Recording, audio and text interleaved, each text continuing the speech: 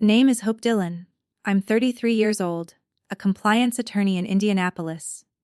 On my birthday, I flew home to find 200 relatives seated like a jury. My father stood up and read a bill for 400 Zalozern. Every cent he claimed they'd wasted raising me. My mother ripped my childhood photos off the wall. My sister, who has multiple sclerosis, reached into my purse and took my car keys. Dad already transferred the title to me. I walked out without a single word. 48 hours later, knew exactly what they'd done. And what I had to do next would change everything, including who I trusted as family. Welcome back to Hidden Family Revenge. We tell the stories your family doesn't want you to hear. The quiet betrayals, the dinner table fraud, the moments where one person finally stops pretending. Drop a comment and be sure to subscribe. Let me start from the beginning, because what happened at that dinner was only the surface. Work at a regional firm called Henderson and Vance. We sit on the 12th floor of a glass building in downtown Indianapolis. Specialty is compliance, specifically anti-fraud regulations for community banks. Spend most days reading documents that other people forged. I'm trained to spot the small things. A signature with the wrong slant, a loan application filed during business hours by someone with a full-time job. Patterns are usually obvious once you know where to look. My apartment sits in Broad Ripple, just north of the city. 2 bedrooms, hardwood floors, 2 cats named Atticus and Scout. I read history books in the evening. I walk 3 miles after dinner. I haven't dated in 3 years since I ended things with an engineer who wanted to move to Denver. I let him go. The job mattered more. Indiana was my hometown. I left at 18 for Purdue and never moved back. The drive between the two takes 45 minutes. I'd built it into something much longer in my head. I called my mother on Sundays. I sent her gift cards on her birthday, transferred $500 every month into my sister's medical account.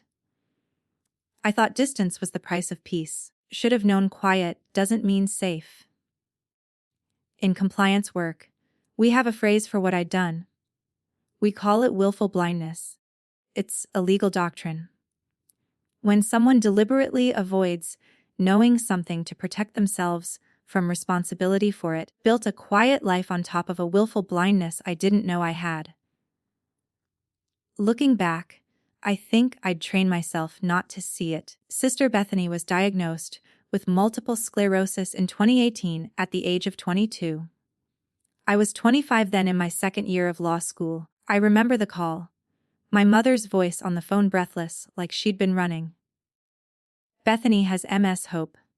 Come home. I came home that weekend. We sat in the kitchen, the 4 of us, and listened to my mother explain treatment costs, 60 to 100,000 a year. Insurance would cover some, not enough. In the years that followed, Mother built her entire identity around being Bethy's caregiver. She'd retired from teaching in 2017. She finally had a project that made her feel important. She called it stepping up. I called it privately settling in. I did my share, sent $500 every month. I bought supplemental insurance through a private broker. I FaceTimed Bethany once a month, researched MS specialists in Indianapolis in case she ever wanted a second opinion. She never did. But according to my mother, none of it was enough. The last time she said, it was on Christmas Day 2024. We were on the phone. She was asking me to turn down a job promotion in Indianapolis and move back to Westfield so Bethany doesn't feel abandoned. Hope, she said. Bethany needs this more than you do.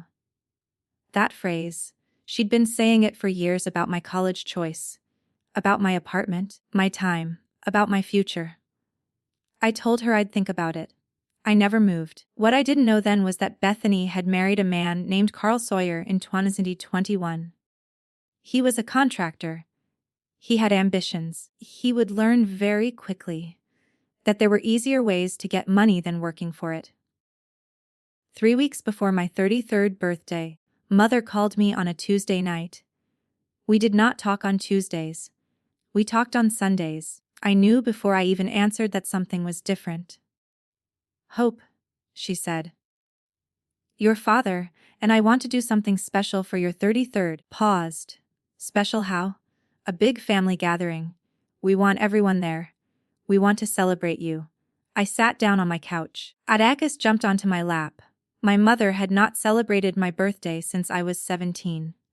Not once, not a card, not a cake, not a phone call before noon. "Mom," I said carefully. "You haven't done a birthday for me in 15 years. I know, it's why we want to do this." Bethany insisted. She said, "You've been distant. We want to fix things." The word fix stuck with me. Mother didn't fix things. She redirected them. "Who's coming?" I asked. "Just family. Maybe Carl's parents. Small thing." I told her I'd think about it. I called my friend Sam Henderson the next morning at the office. Sam and I had gone to law school together. He was a partner now. The only person at the firm who knew about my family. Told him about the call. He listened. Then he said, "Hope, that doesn't sound like your mother."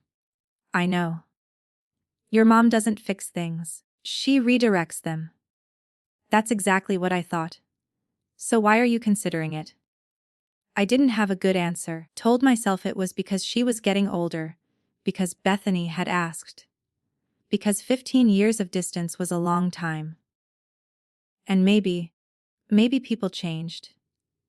I should have listened to him. I had every reason to listen to him. The Saturday of my birthday started with a cold, clear May morning. I packed an overnight bag just in case. Laptop, a folder of work documents I'd planned to review on Sunday. A small gift for my mother, a leather journal I'd bought at a stationery shop on Mass Avenue. The drive to Westfield took 43 minutes. Called my mother when I reached the edge of town to confirm I was close. She answered fast. The background was loud. Voices, plates, something like music. "Just come quick, sweetie," she said, and hung up. I drove down Main Street. The town hadn't changed much in 15 years. Same hardware store, same diner, same Methodist church on the corner. Past Linda's Pastries, my Aunt Linda's bakery. On impulse, I pulled into a parking spot and went inside. Buy a fresh pie for my mother, a small peace offering. Linda was behind the counter. She looked up when the bell rang. Her face changed, not happy, not surprised, something else. "Hope," she said. "Honey."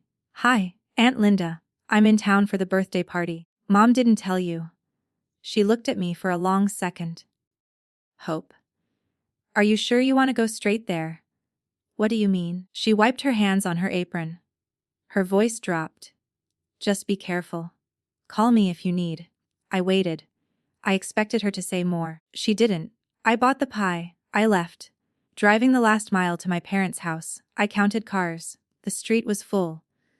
40, 50, maybe more. They were parked on the lawn on both shoulders, blocking the mailbox.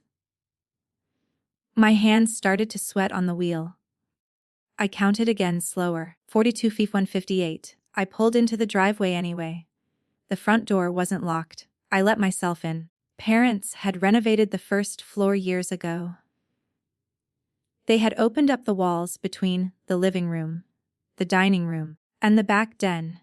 It made the space feel like a small church. That morning, it had been arranged like one, folding chairs in rows, easily 200. A long table at the far end, set up like a podium. There were no balloons, no banner, no cake on the counter, no music playing in the background. There was a smell. Coffee. Something fried, perfume in the air. The people were already seated, cousins I hadn't seen since middle school.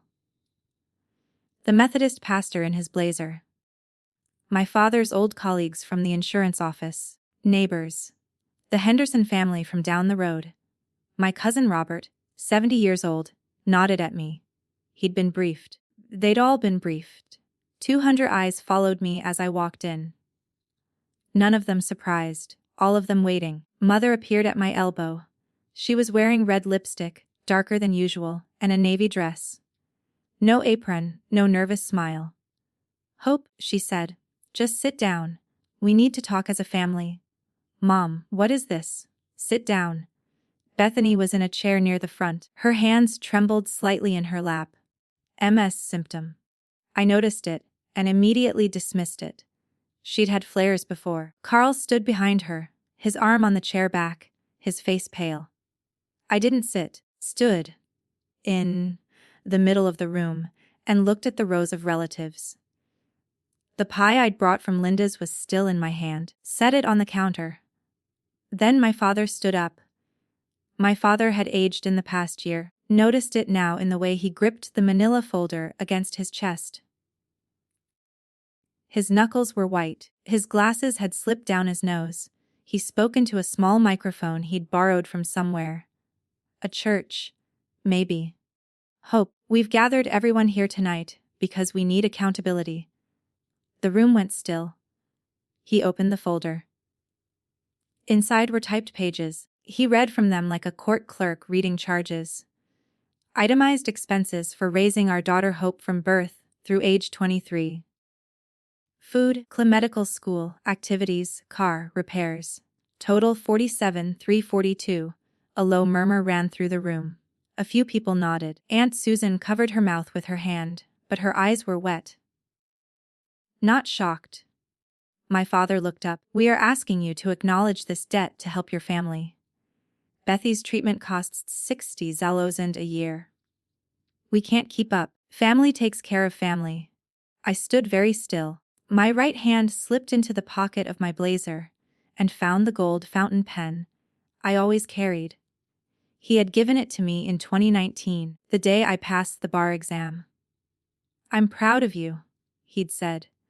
Then the pen had been engraved with my initials. The metal was cold against my fingers. "Dad," I said. My voice was steady. "This isn't a debt. You raised me. That's parenting." My mother stepped forward before he could answer. "Don't be ungrateful, Hope. After everything we've done." Didn't respond to her. I was thinking about something else. In the last 5 years, I had transferred 30 other zalozend into my sister's account, 500 every month for 60 months. My parents had not mentioned that figure once tonight. Why not? Mother turned and walked to the wall behind the dining table. The photo wall, 3 generations of Dylans framed and hung in a careful grid. My grandparents on their farm. My parents' wedding, Bethy's first communion. My graduation from Purdue. My swearing in at the bar exam. She started with my graduation photo. She lifted it off the nail, turned it around in her hands, and tore it down the middle. The frame snapped. Glass cracked. The room was completely silent. She moved to the bar exam photo. Tore that one, too. Then she reached for the photo I had always loved most. Christmas 1998. I was 5 years old, holding Bethany on my lap. She was 2. She had a red bow in her hair. We were both laughing. My mother ripped that one down the middle too. The 2 halves fell to the carpet. Did not move. I did not cry. I counted. I counted the people in the room who said something. The number was 0. Bethany stood up from her chair. Her hands were shaking. She walked over to me. She was close enough that I could smell her shampoo, the same one from when we were kids. She reached into my purse. I let her. She pulled out my car keys and held them up. "Dade already transferred the title to me," she said. Then she looked at me. Her eyes were wet, but her voice was steady. "You always had it easier." Carl nodded behind her. 200 relatives sat in their folding chairs and watched. The Methodist pastor looked at his hands. My cousin Robert looked at the ceiling. My mother looked at me with an expression I had never seen before. It looked like triumph. I had 2 choices: argue with 200 witnesses or walk out. I chose silence. I crouched down, picked up one of the torn halves of the Christmas photo from 1998. The half with Bethany at 2 years old, the red bow in her hair, Before any of this had happened to either of us, I slipped it into the inside pocket of my blazer next to the gold pen. I stood up. I did not look at my mother, did not look at my father.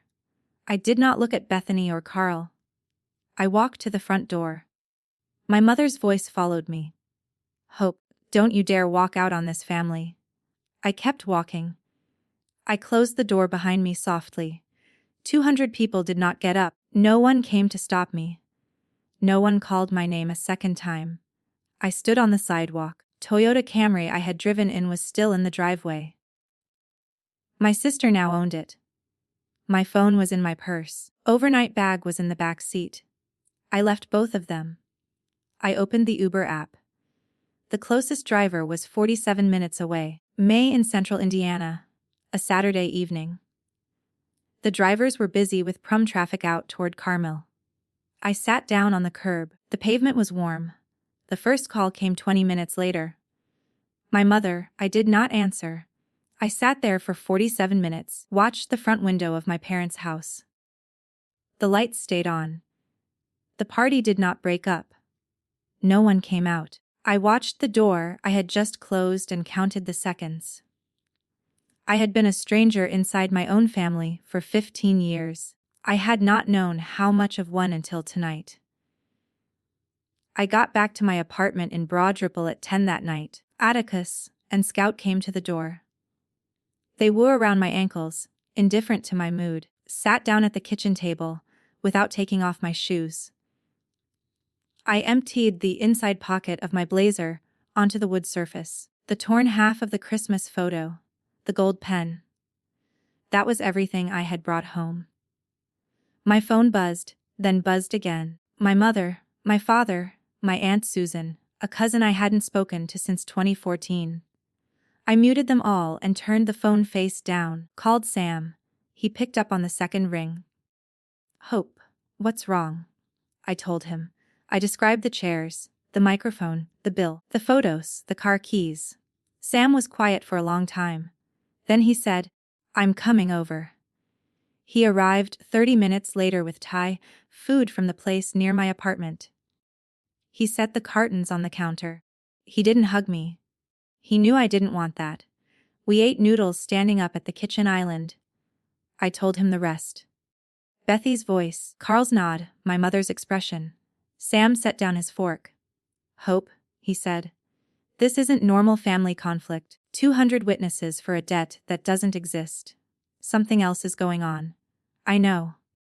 I just don't know what. When a family stages a courtroom, they're not asking for money. They're asking for cover. The word sat between us for a moment. Cover. I made a decision while I was looking at my plate. I would not answer anyone in my family for several days.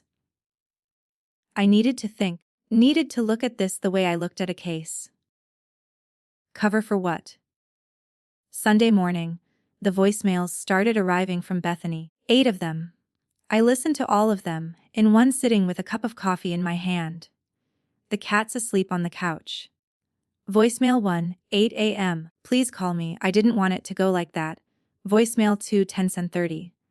Mom is hysterical, she didn't sleep. Voicemail 3, 100 p.m. Hope my hands are bad today. The stress is making my MS worse. Please call. Voicemail 5, 400 p.m. If you don't call Mom back, she's going to have a breakdown. Is that what you want? Voicemail 78 in the evening. I'm your sister. You're punishing me for being sick.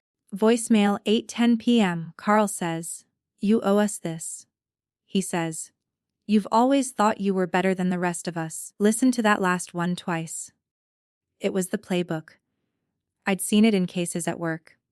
Guilt, then health, then mother's well-being, then husband's anger. Each escalation designed to find the lever that would break me.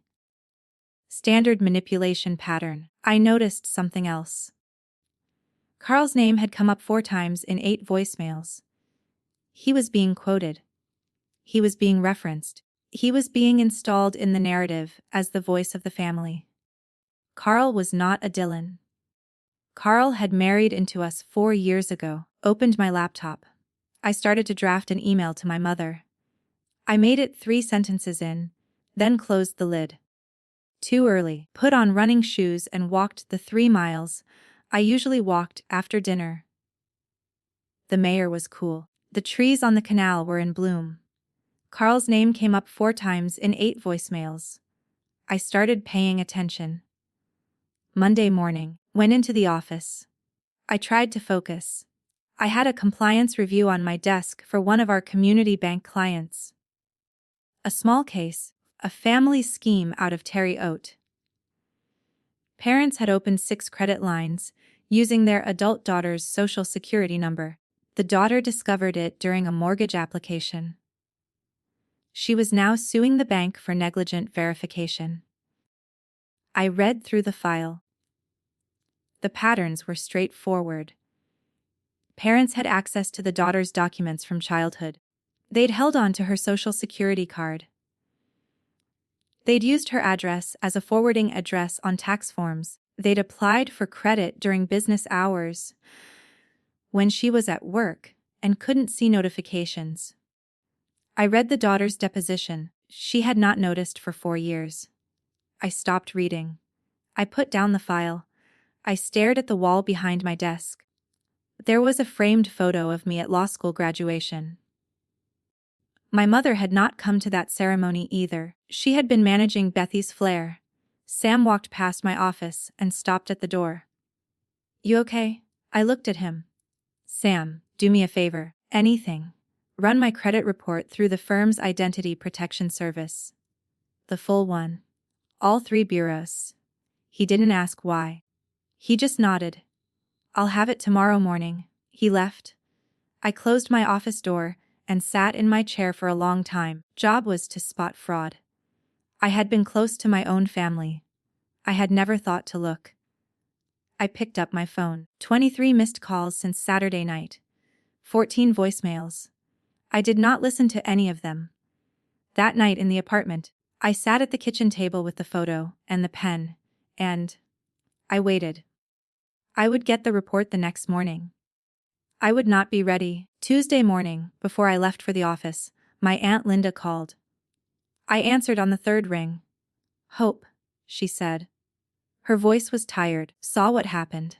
I left after 20 minutes. I'm sorry I didn't warn you better." "Aunt Linda, what's going on?" There was a long pause. I heard her shop in the background. The espresso machine. A customer ordering. "Honey," she said, "your parents have been getting mail addressed to you at their house for at least 2 years." I sat down. I noticed last Easter when I was sitting at their place. Patricia keeps the mail in a basket on the counter. There were credit card statements with your name on them, not from your bank. Different banks. "Did you ask her?" "I did. She said you'd asked her to forward your mail, because you moved a lot." That didn't sound right to me. But I didn't push. I didn't want to start something. "Aunt Linda, I haven't moved in 5 years." The pause on her end was longer this time. Could hear her breathing. "I know, Hope. I'm sorry. I should have said something. Come by the bakery if you want. I have something for you." I drove to Westfield that afternoon. The bakery was empty between lunch and the after-school rush. Linda met me at the back booth. She had a folder of her own, a small one. "I made copies of family photos years ago," she said. "After your grandfather died, I made them for everyone just in case." She slid the folder across the table. Inside was the Christmas 1998 photo, the one my mother had torn in half. I looked at it. Bethany at 2, me at 5. Linda watched my face. "Patricia's coming for you. Be ready. Wednesday morning, 8:30. Sam was waiting in the firm's small conference room with a manila folder on the table. I knew what it was before I sat down. "You sure you want me to stay?" he asked. "Stay?" He pushed the folder across the table. I opened it. The first page was a summary from Experian, the second from Equifax, the third from TransUnion. Each agency had pulled the full file on Hope Dillon, age 33, born April 14, 1993, social security number ending in 0721. The summary showed 11 open trade lines, I had three. Mine were a Chase card I'd opened in 2015, a small auto loan I'd paid off in 2022, and a checking overdraft line at my credit union that I never used. That left 8 other lines. I read them one by one. Discover card open March 2021. Limit 8,000. Current balance 7,200. Capital One open June 2021. Limit 10,000. Balance 9,800. Personal loan Indy Federal Credit Union November 2022. 25,000. Current balance 19,400. Wells Fargo Credit Card February 2023. Limit 15,000. Maxed out auto loan refinance August 23 830. The collateral was listed as a 2018 Toyota Camry. My parents' credit medical line. May 2024 $12,000. The Prevail was a neurology Bethy specialist. It was Ethis. Sasset Ida added the balances. The total was 87,400. Low 87,000 of debt in my name. None of which I had ever signed for. None of which I had ever known existed. I looked up at Sam. He had not moved. Hope, he said quietly. This is criminal. I closed the folder. I rested my hand on the cover. The room had not gotten colder, but I had. The numbers were bad. The handwriting on the loan documents, when I would see, it would be worse. I spent the rest of Wednesday morning pulling everything else I could legally access. I requested my own IRS wage and income transcripts. I pulled the master file for the last 6 tax years, logged into the IRS identity verification portal, and confirmed my own filings against what was on record. The numbers did not match. For tax years 2021, 2022, 2023, and 2024, someone had claimed me as a dependent on a joint return filed in Westfield, Indiana. Parents' return. My income was over $90,000 a year. I was 28 when this started. I had not been a dependent since I was 18. The IRS had flagged the duplicate claim in 2023. They had sent a letter, a notice CP87A, to the address of record. Address of record on those returns was my parents' house. The letter had gone to them. They had not forwarded it. They had not mentioned it to me. I pulled the loan documents next.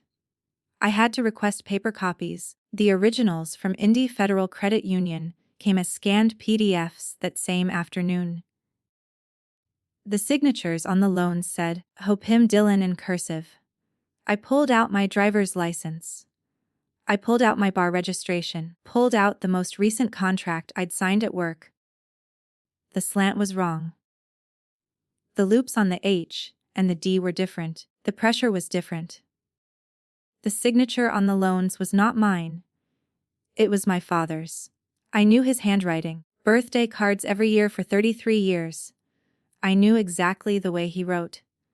He had been signing my name for 5 years, while I was buying him a Father's Day card. Every June. I needed to know one more thing before I decided what to do. Uncapped the gold pen and wrote out the full timeline on a legal pad. Account, date opened, amount, bank. Worked through it the way I worked through any case file. The pen moved smoothly. The ink was the same dark blue I'd used since law school. I needed to know whether Bethany had known. I could not pull her credit report. I was not her attorney, but I could ask her directly. I opened my phone. I went into the long thread of unanswered voicemails, typed a single message. Bethany, did you know about the accounts? I sent it. 8 minutes later, 3 dots appeared. Then her reply came in. What accounts? Hope. What are you talking about? Mom just told me you're trying to ruin us. I read it twice. There was no surprise in the reply. No question that suggested she'd never heard of any accounts. There was deflection. There was an immediate redirect to my mother's framing. That was the answer.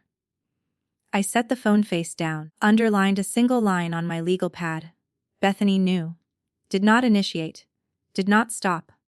Then I capped the pen. I want to pause for a moment. If you've ever discovered that someone you trusted was using your name, your credit, or your identity, drop a comment below. You're not alone. And if this story is hitting close to home, hit subscribe. There are more stories like this coming, and I want you here for them. Now, let me show you what I did next. I knew enough, picked up the phone again. This time to call Sam. We needed to sit down and talk about options.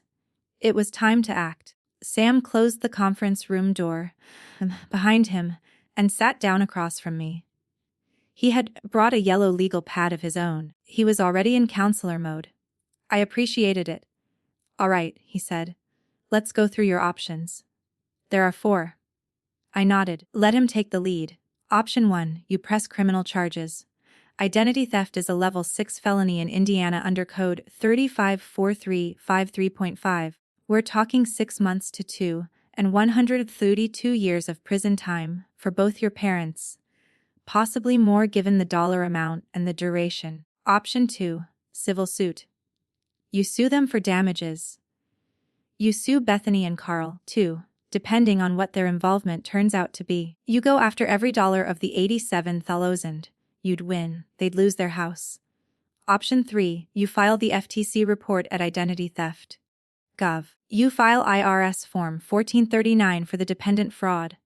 You freeze your credit at all 3 bureaus. You contact each creditor and dispute the accounts as fraud. You protect yourself. You do not pursue them criminally or civilly. Option 4, you do nothing. You try to work it out as a family. He set the pen down. What do you want, Hope? I sat with the question. I thought about my mother in the wheelchair. She would end up in someday. I thought about my father's face when he'd given me the pen in 2019. I thought about Bethy's hands shaking on the gold of her chair on Saturday night. I don't want my parents in jail, I said. Don't want Bethany stressed during a flare-up. And I will not be their bank anymore, and I will not pay their taxes. Sam picked up the pen. Option 3, let's go. I got home that night and made a decision at the kitchen table. I set my new manila folder down on the wood.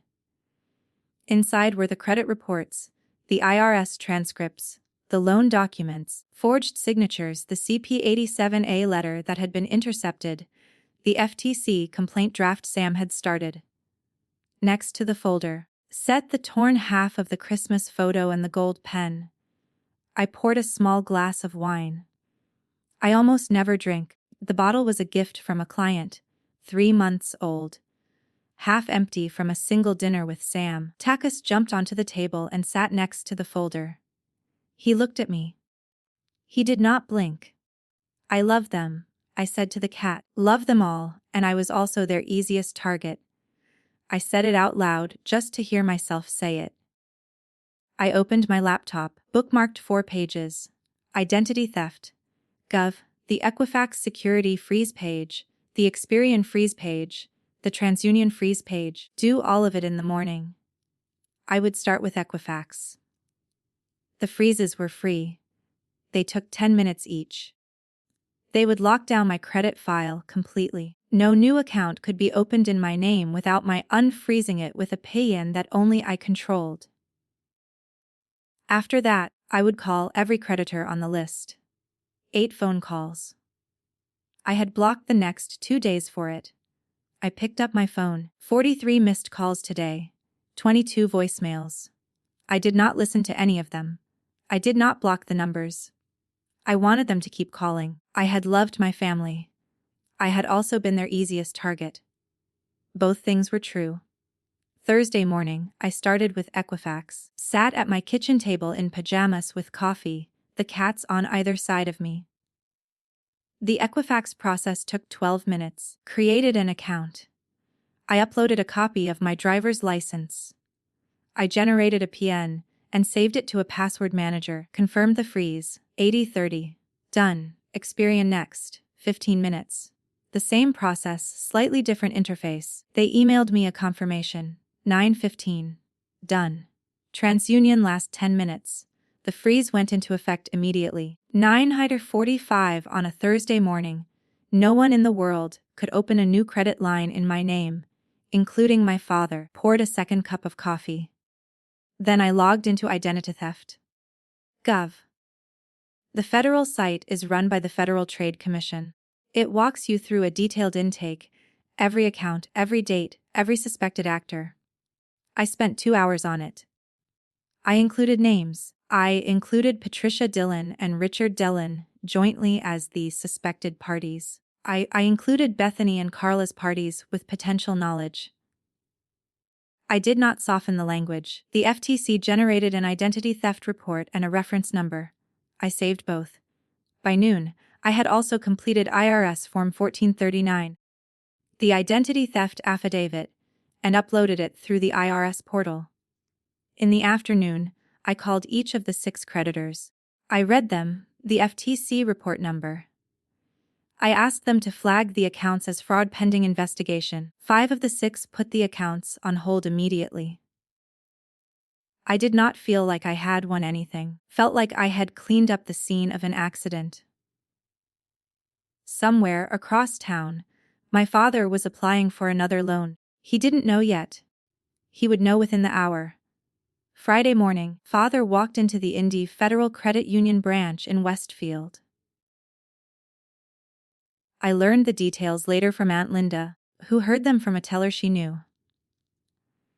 My father had applied for a refinance on the auto loan he'd taken out under my name in 2023. He'd been planning to roll the balance into a longer term, lower payments, stretch the timeline. The loan officer ran the credit pull. Screen returned a freeze notification. She apologized to my father. She told him the file was locked. She told him he would need his daughter to contact the bureaus to lift the freeze. He left without saying much. He called my mother from the parking lot. I imagine the call was short. By 11:00 a.m. they were both calling me. By noon, Bethany had started too. By 1:00 p.m., Carl had joined. I watched the missed call counter climb on my phone, face down on my kitchen table. I made lunch. I worked on a brief for a different client. I responded to emails. Around 3, took a walk along the canal. When I came back, my phone had 47 missed calls and a voicemail from my mother that was different from the others. I listened to it once. Hope, we don't know what you've done, but you need to fix this immediately. Your father is in tears. Bethany cannot sleep. You are tearing this family apart. I noted the structure. My father's tears were for being caught. Bethy's sleeplessness was for the same reason. The family was already torn. It had been torn for years. I deleted the voicemail. Friday evening, the count was 61 calls. By Saturday morning, it had doubled. That was the day the title started to make sense. Saturday evening, the counter on my phone read 80 missed calls. I counted them by category, the way I might tag entries in a discovery file. My mother, 32 calls. Most of her voicemails were guilt with threats woven in. Don't do this to us. You'll regret this when I'm gone. I'll tell the whole family who you really are. My father, 18 calls. His voicemails were shorter. Hope this is killing me. Hope please. Then eventually one that mattered. Hope please. Family takes care of family. What kind of daughter does this? I sat at the kitchen table when I heard that one. The gold pen was next to my phone. I had paid $1,800 for that pen in 2019, before my father bought it as the bar exam gift. I had been browsing in a Mass Avenue stationery store when I'd seen it. I'd thought of buying it for myself. I had decided to wait. A few weeks later, the night I passed the bar, my father had handed me a wrapped box, the same pen, the same engraving. He had told me he was proud of me. I'd believed him. 2 years later, he started signing my name. Bethany, 22 calls, crying voicemails, blame voicemails. One in which she said, I never asked for any of this. That one was almost true. She had not asked. She had received. She had not refused. Carl, 8 calls, 2 voicemails. The first was a threat. You're going to regret this. The second was a quieter one. Bethy's getting worse. This is on you now. I put the phone down. I picked up the pen. I weighed it in my hand. He told me he was proud of me. Then he signed my name for 5 years. Saturday afternoon, I drove to the office to pick up the expanded folder. I was on the 12th floor when security called up. "Miss Dealin," the front desk officer said, "there's a woman in the lobby asking to see you. She says she's your mother." I stood up from my desk. I walked to the window and looked down. I could see her from above, in the same navy dress she had worn on my birthday. She was on the phone. "Please tell her I won't be coming down," I said into the speaker. "She needs to leave." "Yes, ma'am." I heard her in the background of the security line. Her voice carried. "Tell her I'm her mother. Tell her she has to see me." The officer's voice came back calm. "Ma'am, you'll need to leave the lobby." "I'm not leaving until she comes down." Close the speaker line. I stayed at the window. I watched her stand in the marble lobby, shouting at the desk for almost 20 minutes. Eventually, an informed officer from the city police arrived. He spoke to her quietly. He walked her out to the street. She did not get arrested. She just got escorted. She stood on the sidewalk for another 10 minutes. She was crying. She was shouting into her phone. She was looking up at the building. I do not know if she could see me. Sam came into my office. He had heard about it from the receptionist. "She's gone?" he said. "You okay?" I stayed at the window, working. He stood next to me. We watched her get into a cab. The cab pulled away. I went back to my desk, picked up the file I needed. I should have known she'd come to my apartment next. Saturday afternoon around 4. My doorbell rang. Checked the peephole. Aunt Linda was on the landing holding a white pastry box. I let her in. She had never been to my apartment before. She set the box on the counter. "Apple tarts still warm. Your dad came to the bakery yesterday," she said. "He yelled at me. Said I'd turned you against the family." "What did you tell him?" "That I hadn't said a word." Then I asked him about the mail. She sat down on one of the kitchen stools. Atakas jumped up next to her. She scratched behind his ears like she'd known him for years. "He said it was family business." I told him I'd called my own lawyer, told him I'd given a statement about what I'd seen at their house. He left. "You called a lawyer just to protect myself?" "Honey, I'm a witness now. I didn't want to be liable for anything they did. The lawyer told me to write down everything I'd seen, so I did. It's in a safe deposit box." I sat down across from her. Attica stretched and lay down between us. "Aunt Linda," I said, "thank you." She shook her head. "Don't thank me for what I should have done 2 years ago." She paused. "Patricia's coming for you, probably tomorrow. She was at my house this morning. She's not stopping until she's gotten in your face." I want to pause with you for a moment. If you've ever had a family member ask you to stay silent about something that hurt you, share this story with them, or with yourself 10 years ago. Subscribe if you want more stories that don't pretend silence is virtue. We're getting to the moment where everything ends and begins again. Stay with me. Aunt Linda left around 5, sat at the kitchen table for a long time after she was gone. The apple tarts were still warm. I ate one slowly. The cats took turns climbing into my lap. I called Sam. "They're coming tomorrow," I said. "Probably the morning. Can you be here?" "Time? I don't know. Be ready from 8. I'll come at 7:30. I'll bring breakfast." There was a pause on his end. "Hope," he said. "Are you sure about not pressing charges?" I sat with the question one more time. I thought about my father in handcuffs. Thought about my mother in a courtroom. I thought about the shame they would carry afterwards.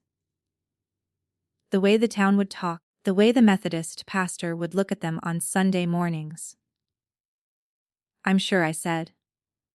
"I want them to live with what they did, be punished for it. There's a difference." "All right, I'll see you at 7:30. I hung up. I made myself dinner, read a chapter of the book I'd been working on for 3 weeks. A History of the Erie Canal. The prose was dry. It calmed me. Before bed, I laid out everything I might need on the kitchen table. The manila folder with all the documentation inside, torn half of the Christmas photo next to Aunt Linda's clean copy. The gold pen. I went to bed at 10. The cats curled at my feet. I fell asleep within 20 minutes. It was the first deep sleep I'd had since the dinner. In the morning, the sun came in through my bedroom window. The light was clean and gray. At 10:43, the doorbell rang. Sam was already at my kitchen table reading the Sunday paper. He'd brought croissants. We had eaten breakfast in silence. The doorbell rang at 10:43. Then a knock. Then more knocking harder. I went to the peephole. 4 people stood on the landing. Mother in front, in a beige cardigan, her hair pulled back. My father behind her, looking smaller than I remembered. Bethany at the side, leaning against the railing, her face very pale. Her hands were shaking visibly. A flare, a real one. Carl was farther back, almost on the stairs. He was not standing close to Bethany. I turned and looked at Sam. "Stay here," I said. "Don't speak unless I ask." Understood. I opened the door but stayed inside the frame. I did not invite anyone in. I rested one hand on the doorknob. My mother reached forward and grabbed my left arm. Her grip was tight. "Hope. We need to talk now." "Patricia," I said, "stop touching me." She froze. So did my father. Bethany looked up, had never in 33 years called my mother by her first name. Patricia let go. Her hand stayed in the air for a second, like she was still holding something, then dropped to her side. "5 minutes, I said. "Then you'll leave. Hope this is your mother." 5 minutes. I stepped back from the door. I did not say come in. I let them choose. Mother walked in first. My father followed. Bethany came last, slowly holding the railing. Carl stopped at the threshold. "You too, Carl," I said. "All 4. We're doing this together." He stepped inside. The door closed behind him. I walked them into the living room, 4 of them. One of me. Sam at the kitchen table behind us, silent, taking notes. I looked at Bethany. Tremor was worse than I'd seen it in years. Her face was the color of paper. "Bethany," I said, "sit down. Sam, get her a glass of water."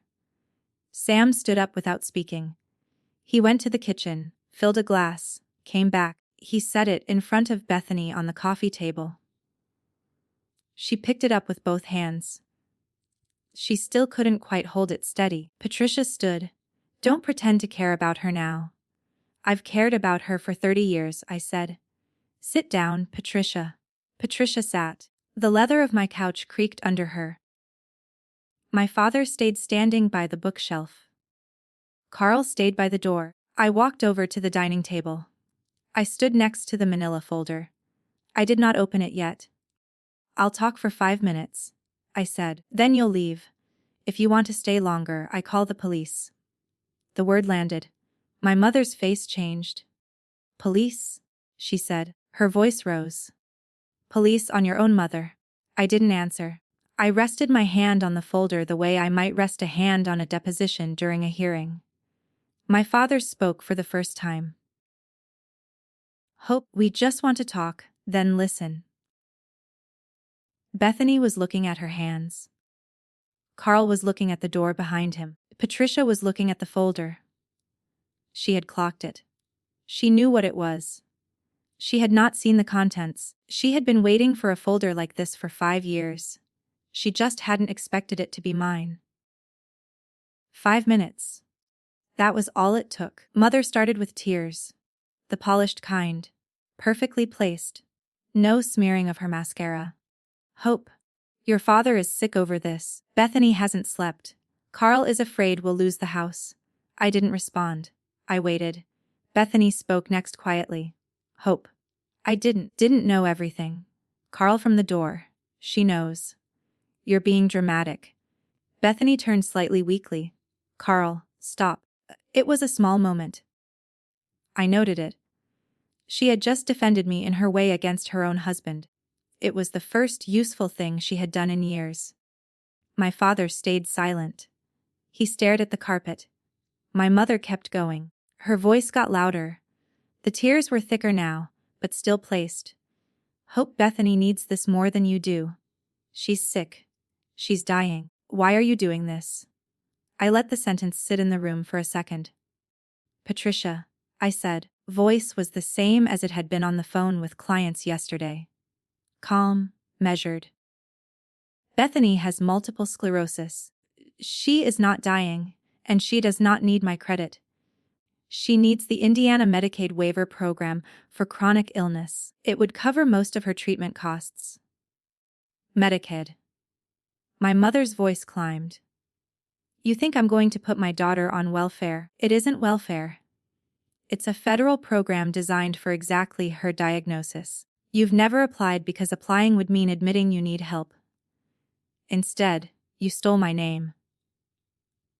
The word stole landed hard. Father flinched. Bethany looked up from her hands. Her eyes were wet. Her voice was small. You always had it easier. I looked at her for a long moment. I did not raise my voice. Bethany, having a job is not the same as having it easier. Having boundaries is not the same as having it easier. Then I opened the folder. I took the documents out one at a time. I laid them on the dining table in front of me, face up, the way a dealer turns cards in a long game. The Equifax report, the Experian report, the TransUnion report, the IRS Form 439 stamped received, the FTC identity theft report with its reference number printed across the top, the forged signature samples side by side with my real signature on the bar registration, the CP87A letter from the IRS dated April 2023 addressed to me opened. My mother's eyes followed every page. Father's face had gone white. Bethany started to cry quietly, not performatively.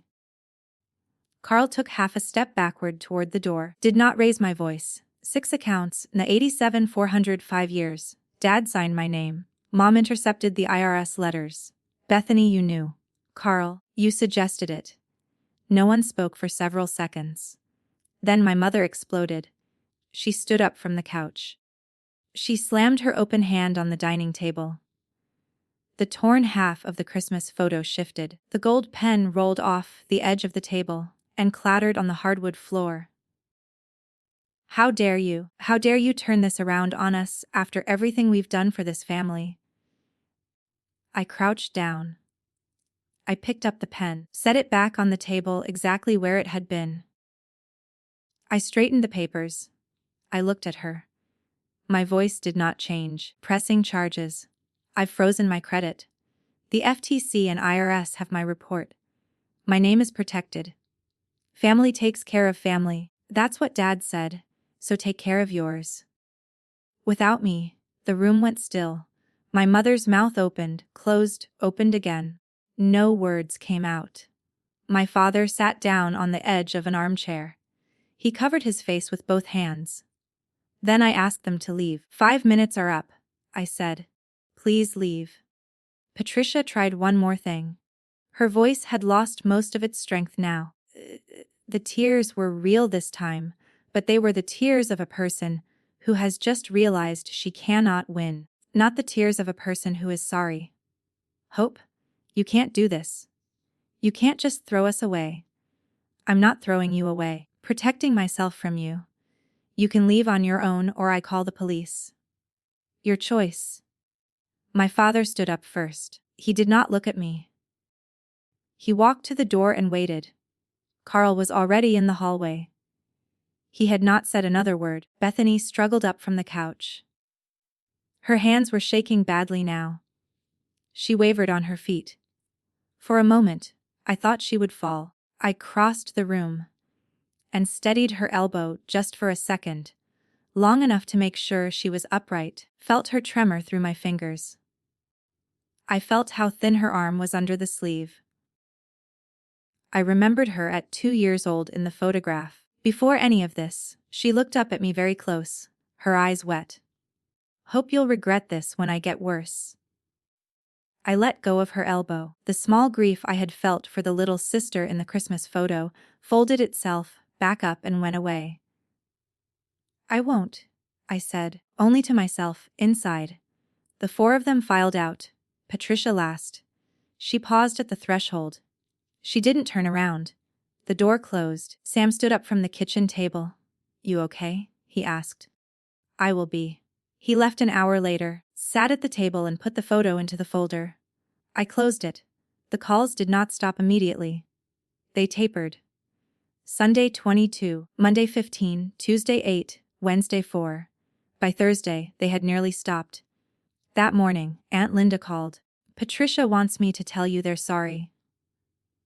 She said. She wants you to lift the freeze so they can fix things. I was at my desk at the office. I set down my pen. Aunt Linda, thank you for telling me. You can pass this along through you, directly. I am not lifting the freeze ever. And I am not going to talk to them in the foreseeable future. I'll pass it on. How's Bethany? I haven't spoken to her. I heard her MS is flaring. She's been in bed for 3 days. I thought about that, closed my eyes for a second. Aunt Linda, there's a program in Indiana, the Medicaid waiver for chronic illness. It covers most of the costs for someone with MS. I'll email you the information. You can give it to Bethany directly, through Patricia. Through you. I'll do that. There was a pause. Hope. She said. You're a good lawyer. You're also a good person. Don't forget the second one. I smiled. It was the first time my face had moved into a smile in 2 weeks. The muscles felt stiff. I won't, Aunt Linda. Come by the bakery this weekend. I have a new lemon tart you'll like.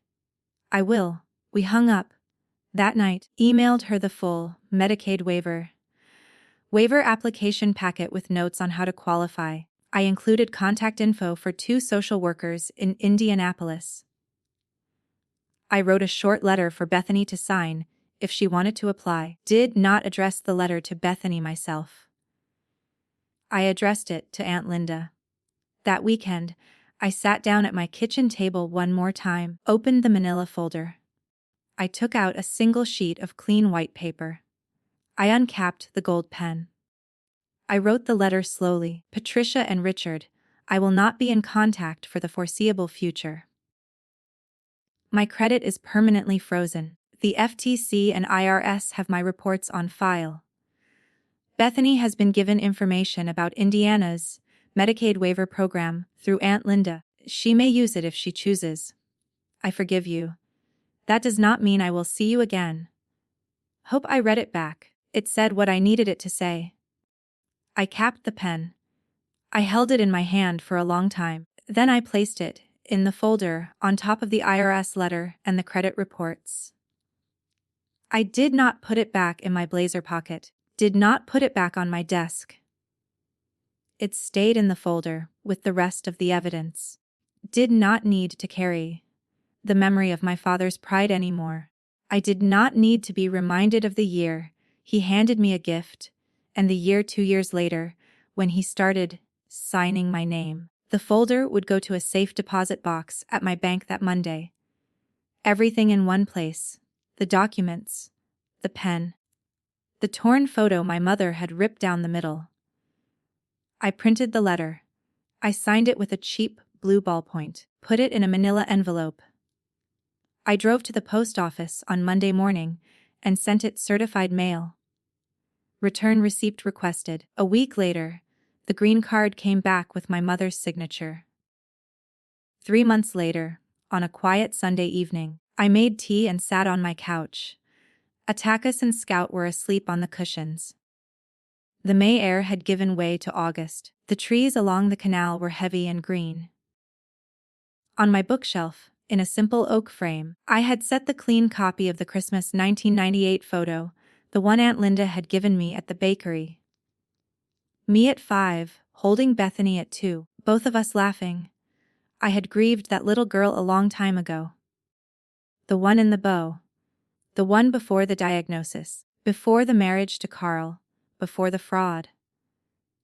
I had not known I was grieving her, but I had been for years. Now I could let myself love her without owing her my name. Bethany applied for the Medicaid waiver in July. She was approved in August. Aunt Linda told me, over a slice of lemon tart, that the new neurologist was excellent. That Bethy's treatment was steadier, the family was quieter. I did not see my parents. I did not call them. I did not block them either, simply let them exist in another part of the state, far enough away that their silence and mine no longer touched. Forgiveness is what you give yourself permission to feel after you've protected what's left. That's my story. Nor 87 Dowsard, 1 folder, May. 1 credit freeze that gave me my name back. If you've ever needed permission to protect yourself from family, take this as that permission. Check your credit, freeze it if you need to. Drop a comment, hit subscribe, and I'll see you in the next